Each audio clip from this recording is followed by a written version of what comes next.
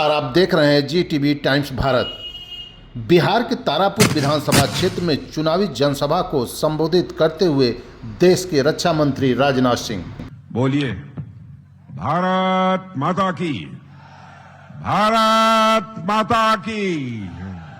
Very good, बहुत अच्छे। तारापुर के लोगों की आवाज बहुत बुलंद है।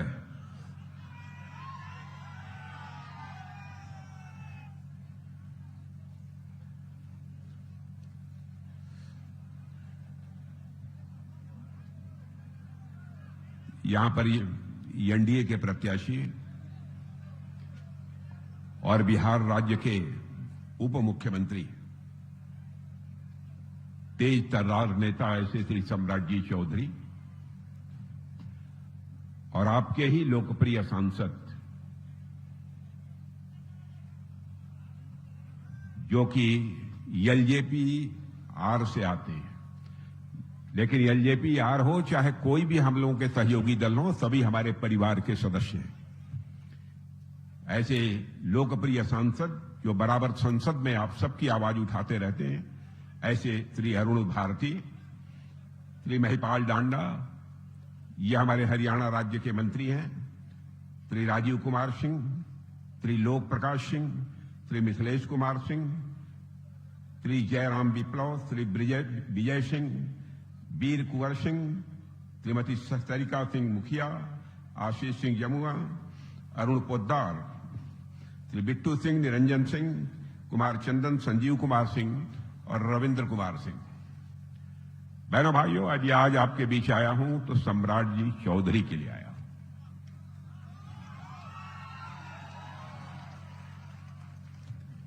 सम्राट जी का जहां तक प्रश्न है, मुझे आप लोगों को बतलाने की जरूरत नहीं है, वह बिहार के तेज तर्रार नेता माने जाते हैं।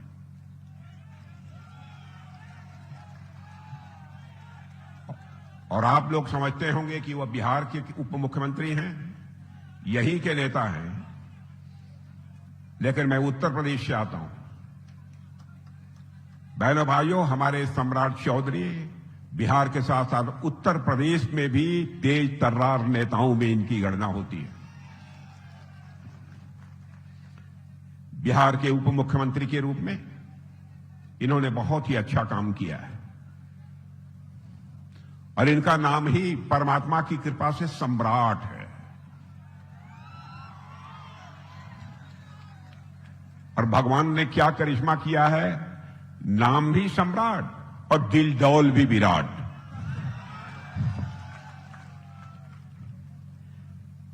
और देखिए, इनके विधानसभा क्षेत्र का नाम भी तारा है। और बहनों भाइयों, आपका सम्राट इस बिहार का चमकता हुआ तारा है, मैं ये कहकर जा रहा हूं। आरजेडी कांग्रेस महागठबंधन को माकूल और भरपूर जवाब देने में मैं जानता हूं कि सम्राट चौधरी पूरी तरह से माहिर हैं। इनके भीतर बिहार राज्य के लिए, अपने विधानसभा क्षेत्र के लिए कुछ कर गुजरने की तड़पन है। वैसे ही आपके सांसद में, अरुण भारती में भी मैंने देखा है। बहनों भाइयों, जिस नेता के अंदर अपने लोगों के लिए कुछ कर गुजरने की तड़पन न हो, वो वास्तव में सच्चा नेता नहीं कहा जा सकता। आज यदि मैं आया हूं तो सम्राट चौधरी जी के लिए ही यहां पर आया।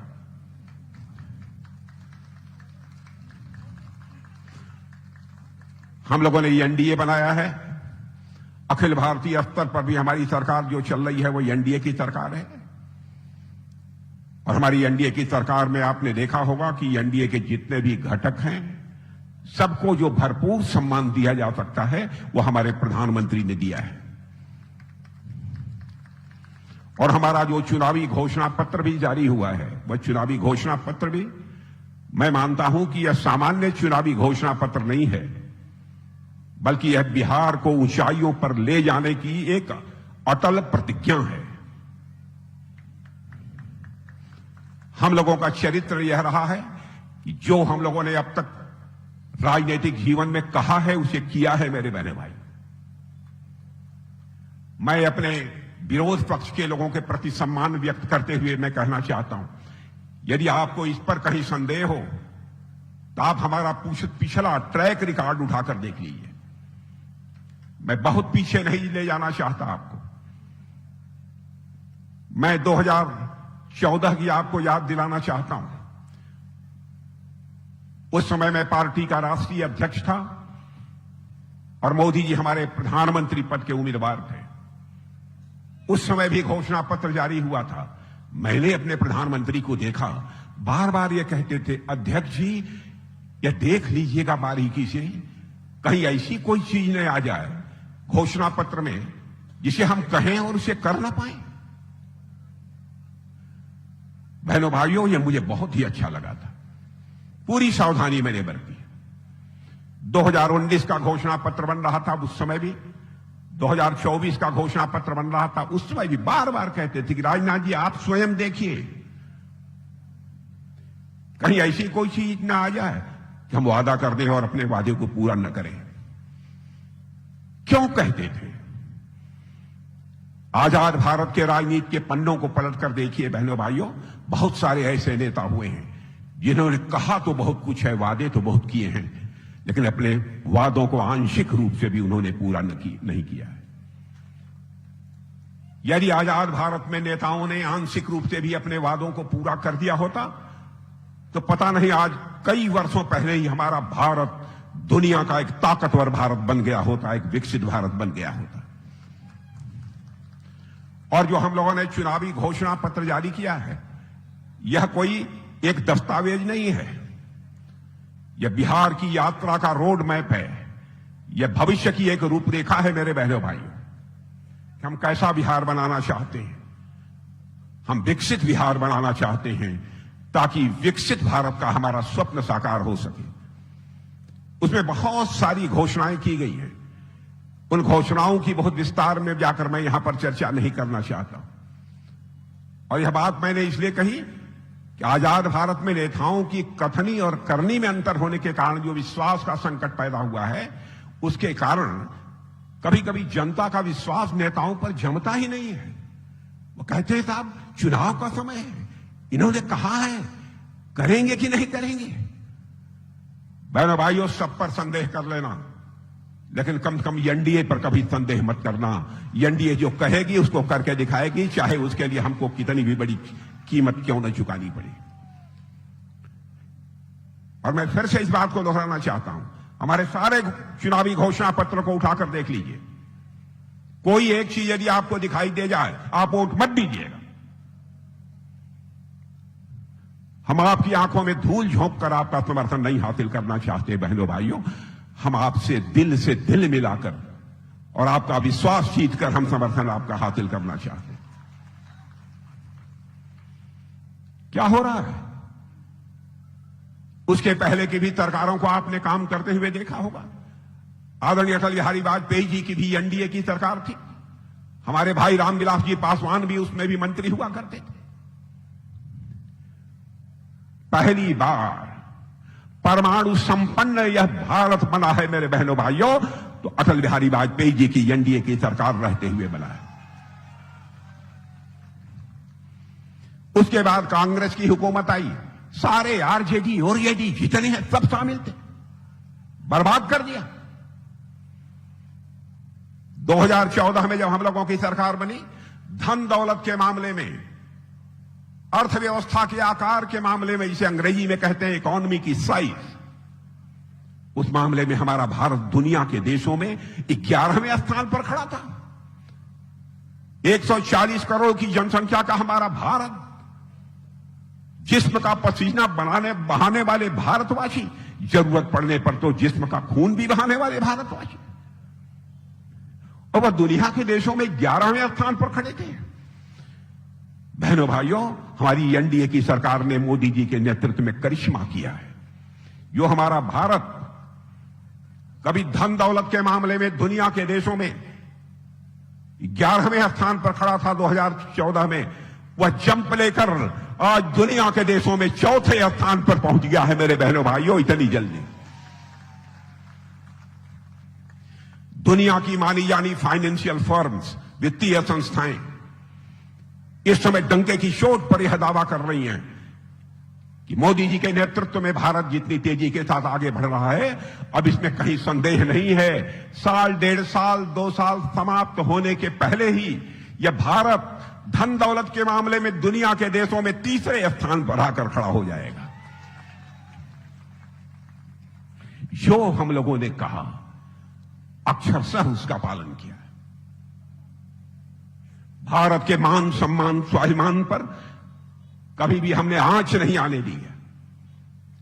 भारत का मैं रक्षा मंत्री हूं।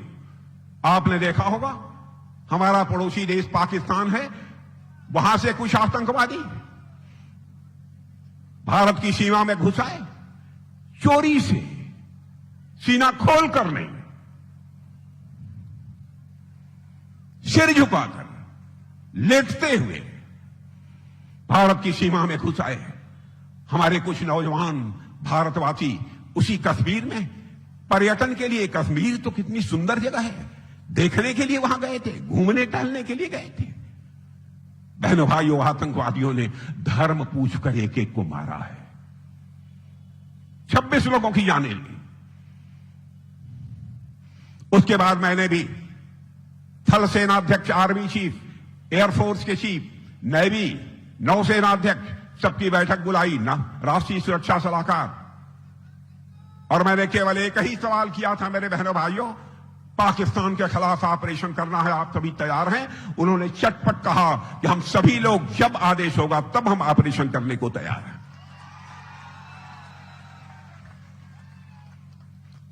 प्रधानमंत्री जी से हम लोग मिले, प्रधानमंत्री जी ने बैठक बुलाई। प्रधानमंत्री जी ने सारे लोगों की बातें सुनने के बाद कहा कि जाइए, खुली आजादी है, जैसे भी खेल सकते हो खेल लीजिए, लेकिन पाकिस्तान को धूल चटाकर ही वापस लौटिए।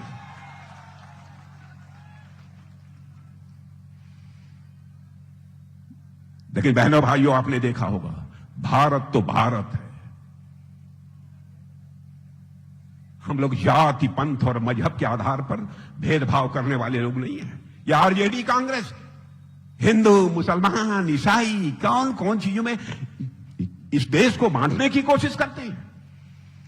बहनों भाइयों, हम यह मानते हैं हमारे भारत की सीमा में रहने वाला कोई किसी जाति का हो, किसी मजहब का हो, किसी भी धर्म का हो, सभी भाई भाई हैं। हम इस आधार पर कभी भेदभाव नहीं करते। और ये पाकिस्तानी जब आए थे, इन्होंने धर्म पूछ पूछ कर लोगों को मारा। तुम्हारा धर्म क्या है? कहीं झूठ तो नहीं बोल रहा है, इसलिए उनकी पैंट उतरवाई।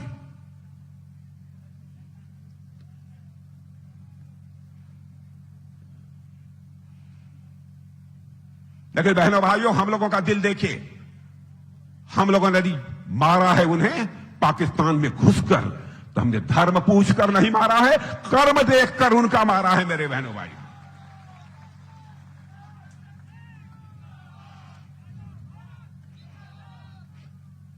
आतंकवादी ठिकानों को ही हम लोगों ने टारगेट किया।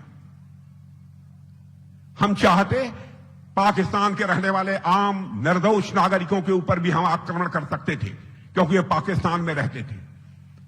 लेकिन हम लोगों ने कहा कि नो, ऐसा नहीं होना चाहिए। आम नागरिक को किसी भी प्रकार की कोई क्षति नहीं पहुंचनी चाहिए। इसलिए जहां जहां पर आतंकवादियों के बड़े ठिकाने थे, उन्हीं आतंकवादी ठिकानों को हम लोगों ने मारा, उन्हीं को धराशायी किया। और कितनी बड़ी संख्या, इधर तो 26 मारा था। बहनों भाइयों, संख्या बतला दूंगा तो आप लोग उछलने लगेंगे, इसलिए बताऊंगा नहीं।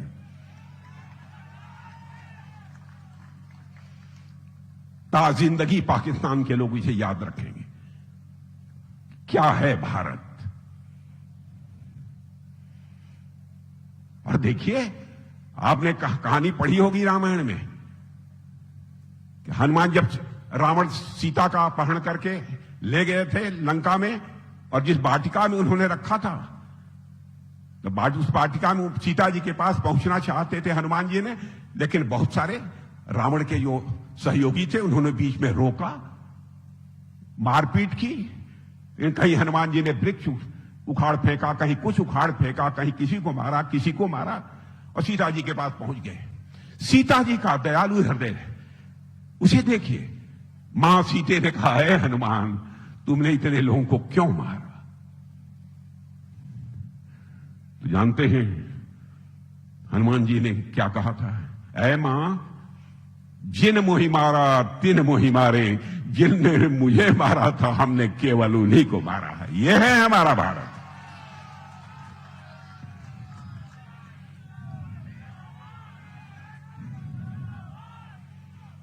बहनों भाइयों, अंतर्राष्ट्रीय जगत में भारत की प्रतिष्ठा बढ़ी है। पहले अंतर्राष्ट्रीय मंचों पर भारत कुछ बोलता था तो भारत की बातों को जिस गंभीरतापूर्वक लिया जाना चाहिए नहीं लिया जाता था, लेकिन आज अंतर्राष्ट्रीय मंचों पर भारत कुछ बोलता है तो भारत की बातों को कान खोलकर लोग सुनते हैं कि भारत बोल क्या रहा है। यह है हमारा भारत। और ये बिहार की हालत ऐसी बना रखी थी, यहां का नेता जो बिहार का नेतृत्व कर रहा हो वह ऐसी ऐसी बातें बोलता था, जब तक समोसे में रहेगा आलू तब तक बिहार में रहेगा लालू।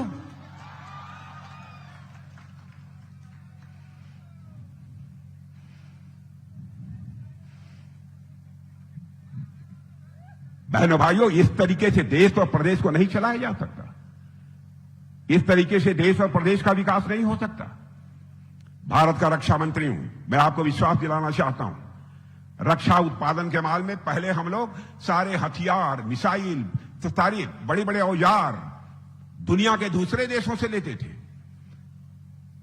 लेकिन अब हम लोगों ने भारत की धरती पर ही बनाना प्रारंभ किया है, भारतवासियों के हाथों से बनाना प्रारंभ किया। हमारा रक्षा उत्पादन 5 गुना 6 गुना बढ़ गया है। हमने हिंदुस्तान के 2 राज्यों को, उत्तर प्रदेश और तमिलनाडु में डिफेंस कॉरिडोर, यानी वहां पर बहुत सारे सामान बनेंगे डिफेंस के, मिसाइलें, तोप, बम, गोले सब बनेंगे, डिफेंस कॉरिडोर घोषित किया है। बहनों भाइयों, जो घोषणा पत्र जारी हुआ है उसमें कहा गया है कि अब यहां पर भी डिफेंस कॉरिडोर बिहार में भी बनेगा। अब आपके हाथों से मिसाइलें बनेंगी, आपके हाथों से औजार बनेंगे, जो कि हमारे सेना के जवान वो करते हैं, राइफल बनेंगी, संगीनें बनेंगी, बम बनेंगे, तोप बनेंगे, गोले बनेंगे। हम बिहार को एक विकसित बिहार के रूप में देखना चाहते हैं। मेरे बहनों भाई, बातें बहुत सारी हैं। यहां पर उद्योगों का जाल बिछाने के लिए भी हर जिले में एक फैक्ट्री खोलने का भी घोषणा पत्र में हम लोगों ने वादा किया है। और लघु कुटीर उद्योग 50,000 की संख्या में कुटीर उद्योगों के साथ रोजगार से भरा हुआ बिहार एक होना चाहिए, यह भी संकल्प है हम लोगों का। साथ ही अन्य लघु, मध्यम, छोटे इस प्रकार के उद्योग खोले जाएंगे ताकि हमारे नौजवानों के कुशल हाथों को काम मिल सके, और ऐसे 100 एमएसएमई पार्क भी यहां पर खोले जाएंगे।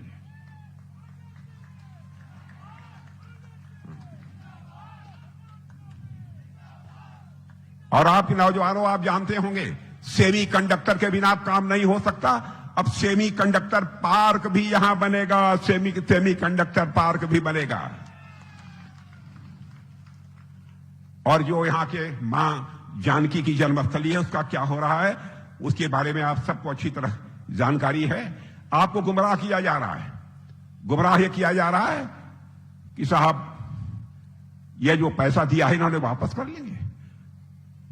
बहनों भाइयों, जो कहकर दिया है किसी मां के लाल में हिम्मत नहीं है तो उसे वापस कर ले।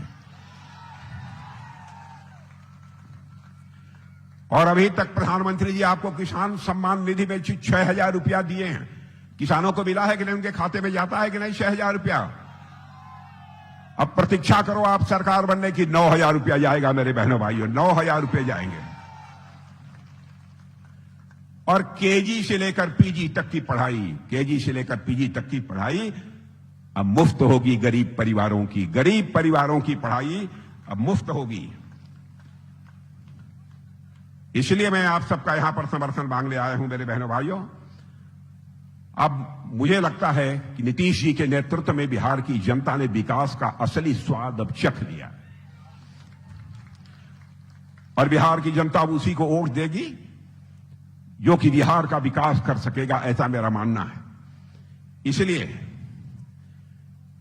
यह तो केवल यही चाहेंगे लालू जी कि हमारा बेटा मुख्यमंत्री बन जाए, सोनिया जी चाहेंगी हमारा बेटा प्रधानमंत्री बन जाए, लेकिन बहनों भाइयों, एनडीए का की कोई भी पार्टी यह नहीं चाहेगी उसका बेटा बन जाए, बल्कि वो तो यही चाहेगी कि बिहार की मां की कोख से पैदा हुआ लाल ही कोई यहां का मुख्यमंत्री बनना चाहिए।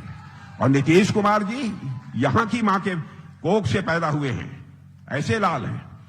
उन्होंने भी बहुत सारी घोषणाएं की हैं, कितनी बिजली माफ हुई है, विधवा पेंशन दिया है, क्या क्या नहीं किया है, बहुत सारी चीजें उन्होंने की है।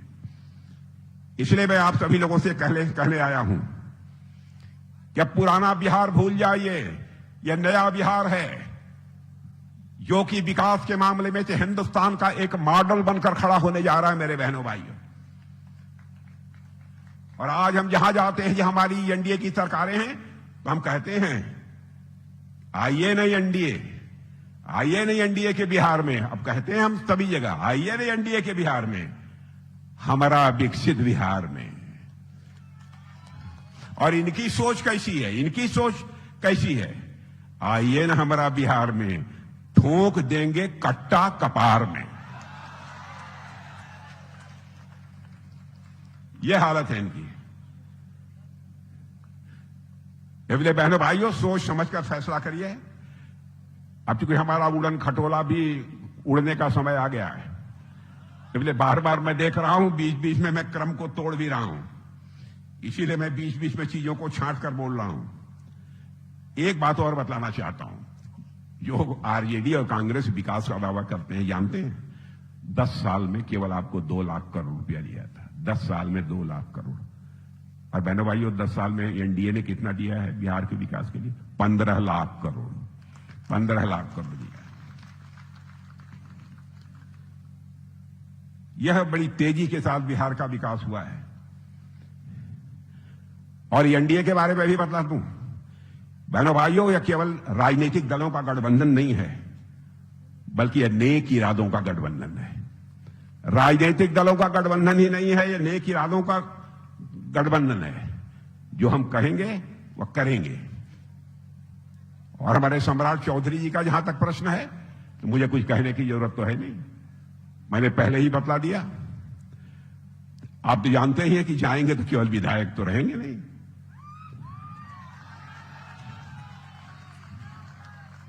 अब आइए कल्पना कर लीजिए कि आपके क्षेत्र का कितनी तेजी के साथ विकास होगा, यह मुझे बतलाने की जरूरत नहीं है, आप सब अच्छी तरह समझते हैं। इसलिए आप सभी से मैं यही अपील आप सभी लोगों से करना चाहता हूं मेरे बहनों भाइयों, कि आप बड़ी से बड़ी संख्या में भरपूर मतदान करिए। घर में माताएं बहनें भी छूटने न पाएं, मतदान केंद्रों पर वो पहुंचे और मतदान करें, और हमारे एनडीए के प्रत्याशियों को भारी मतों से विजय दिलाएं। यही आप सबसे अनुरोध करते हुए अपनी बात समाप्त करता हूं। काश यदि हमारे पास घंटे भर का समय रहा होता तो मैं खुलकर आज यहां पर तारापुर में आप लोगों के साथ बातचीत करा। फिर कभी मिलेंगे। इन्हीं शब्दों के साथ आप लोगों ने बहुत ही गर्मजोशी के साथ स्वागत किया, बहुत ही गर्मजोशी के साथ। लेकिन मैं जानता हूं, मैं भारतीय हूं, भारत का रहने वाला हूं। स्वागत, अभिनंदन और सलाम दुआ कभी एक तरफा नहीं होना चाहिए। इसलिए मैं भी अपनी तरफ से शीश झुकाकर आप सभी बहनों भाइयों का हार्दिक अभिनंदन और स्वागत करते हुए अपना निवेदन समाप्त करता हूं। बोलिए सारे लोग हाथ उठाकर तालियां बजाकर बोलिए, भारत माता की, भारत माता की, भारत माता की।